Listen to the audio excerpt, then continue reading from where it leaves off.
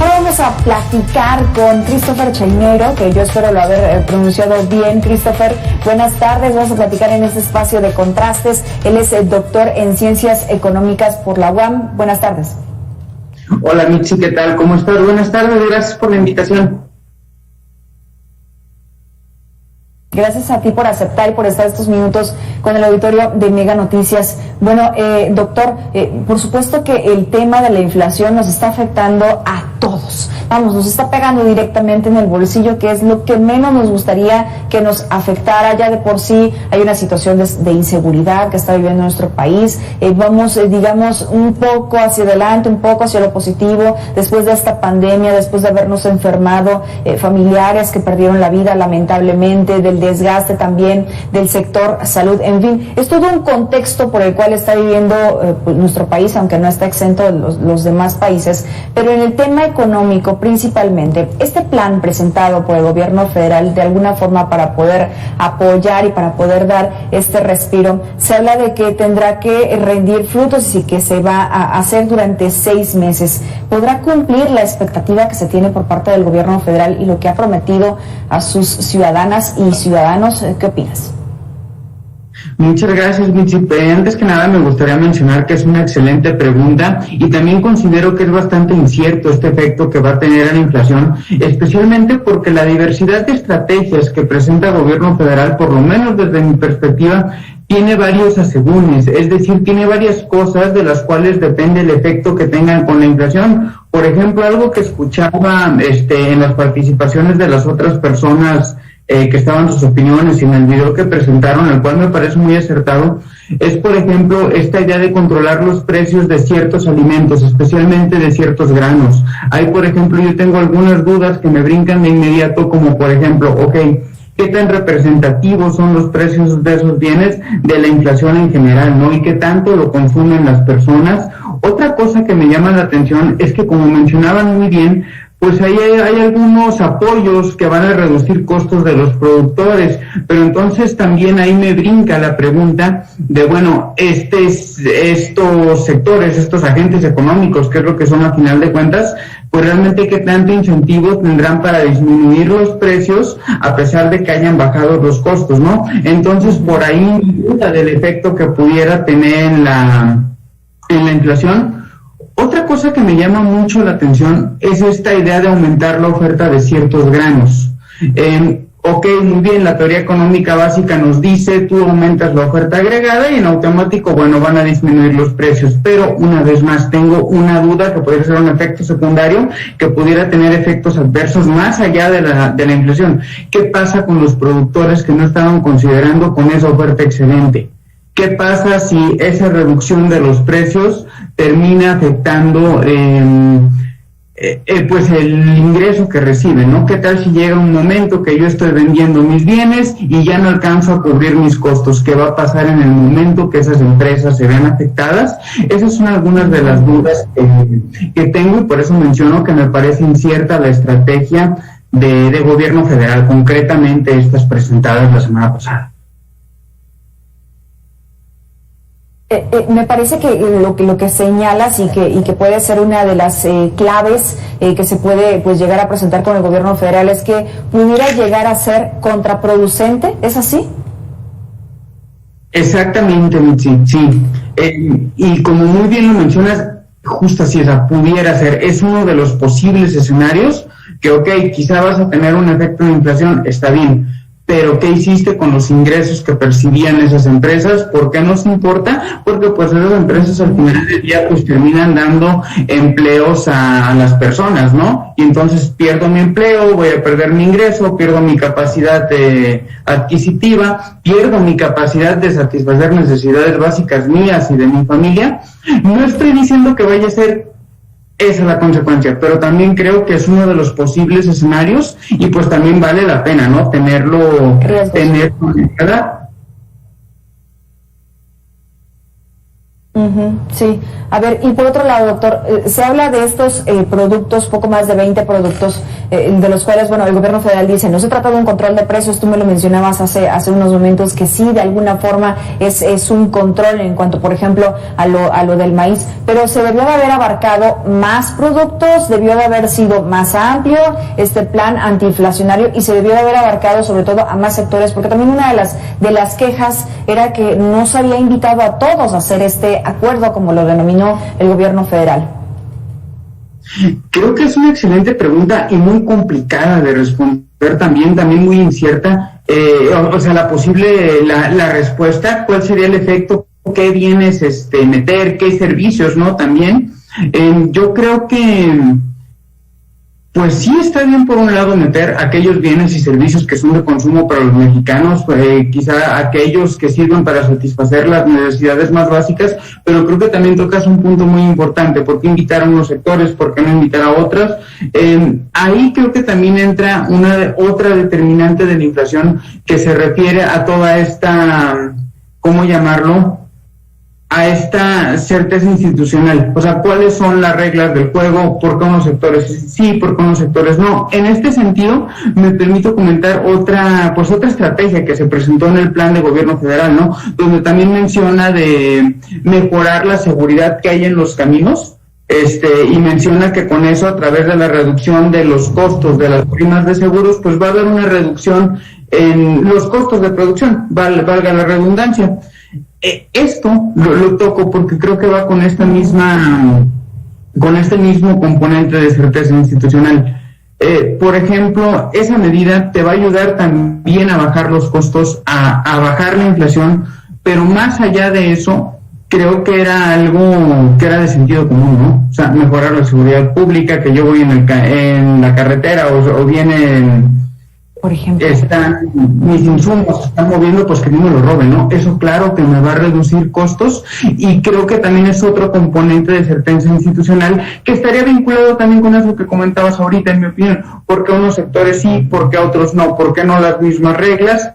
Y también creo que estaría vinculado este marco institucional con la seguridad, que es otra estrategia que presenta esta estrategia del gobierno federal. A ver, déjame presentarte esto que nos dijo en su momento en entrevista con Mega Noticias Juan Carlos Nava, director del Grupo Consultivo de Mercados Agrícolas. Él señaló que el incremento de los diferentes productos comenzó en el 2020 con la llegada de la pandemia, pero hubo otros factores que lo siguieron complicando a lo largo del tiempo hasta este 2022 y que muy probablemente lo siga complicando en los siguientes meses. Vamos a escuchar a Juan Carlos y tú me dices qué opinas, doctor. Sí, gracias. Lo que provocó es que se incrementara la demanda de China, y esto vino incrementando los precios principalmente de los granos básicos, principalmente el maíz, un poco el trigo y la soya, y ya luego vino el tema de una sequía en Sudamérica, que vino a agravar el tema de los precios, y luego la guerra de Ucrania. No sé si tú lo percibes así, pero el gobierno federal únicamente vio factores internos y no los externos y no lo contempló. ¿Es así? Estoy de acuerdo, me parece que la opinión que escuchamos es bastante pertinente. Quizá esto mencionado de una forma teórica, académica, pero completamente de acuerdo con lo que menciona la persona entrevistada, es esto cómo factores externos afectan los precios, ¿no? Como tú también mencionabas muy bien, pues por un lado la pandemia, ¿no? Aquí cabe destacar que en el debate académico todavía ni siquiera hay claridad de cómo afectó inicialmente la pandemia, es decir, afectó a la oferta, afectó a la demanda, afectó a las dos. Hay un debate al respecto, y también como muy bien se mencionaba, ¿no? Pues qué pasa con esta guerra en Ucrania, a lo mejor se van a encarecer algunos insumos o ya se encarecieron, y creo que todo eso acaba repercutiendo en los precios. Una cosa que me gustaría añadir sería esto que platicaba al inicio del efecto de la pandemia. Particularmente yo la veo como con ciertas cositas específicas. ¿A qué me menciono con esto?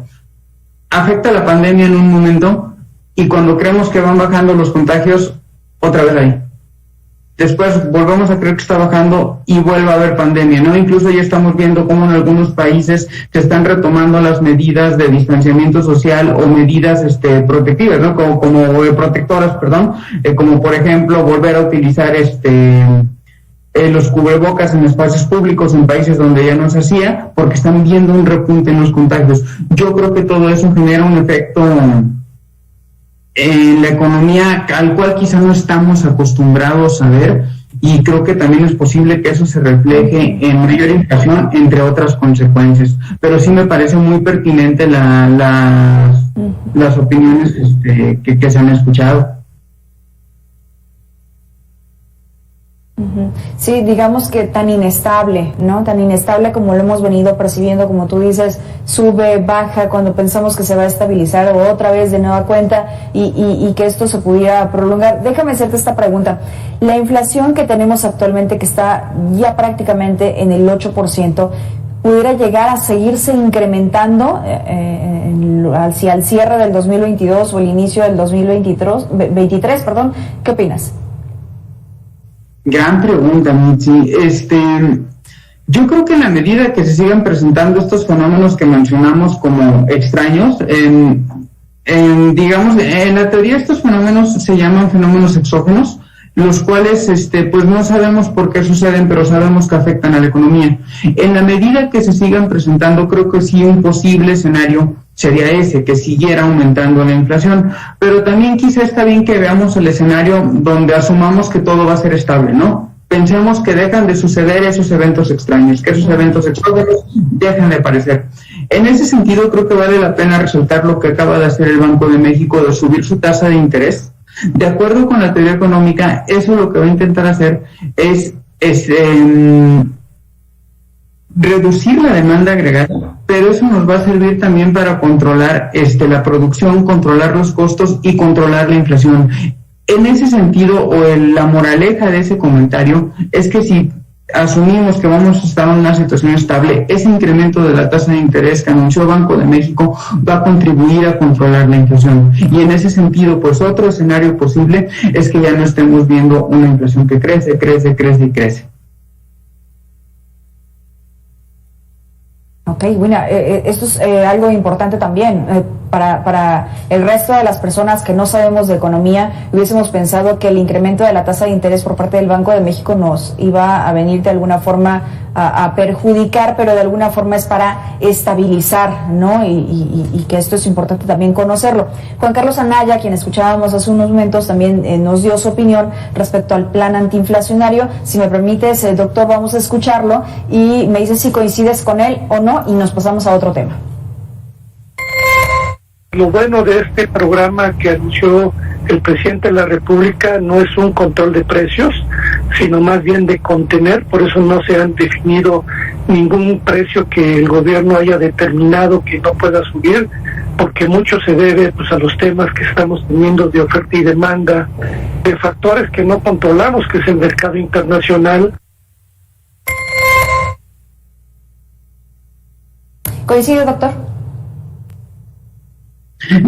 Creo que sí, creo que sí coincido con las opiniones. Me parece similar a la que habíamos escuchado hace rato, en el sentido de que pues varios de estos impactos en la inflación provienen del sector externo, y pues bien, también es cierto, ¿no?, que el gobierno no está estableciendo numéricamente un precio, sino como que está instrumentando medidas para tratar de aumentar la oferta y con eso controlar los precios. Sin embargo, ahí pues sí considero importante mencionar lo que platicaba hace ratito, ¿no?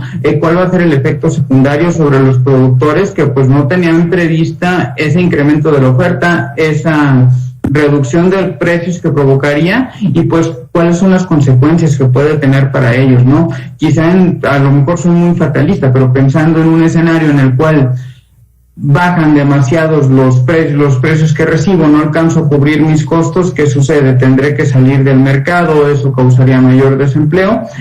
Creo que también es un punto muy importante. Y también algo que se me olvidó comentar hace ratito y que sí había mencionado la persona de la que escuchábamos la opinión, es esto de que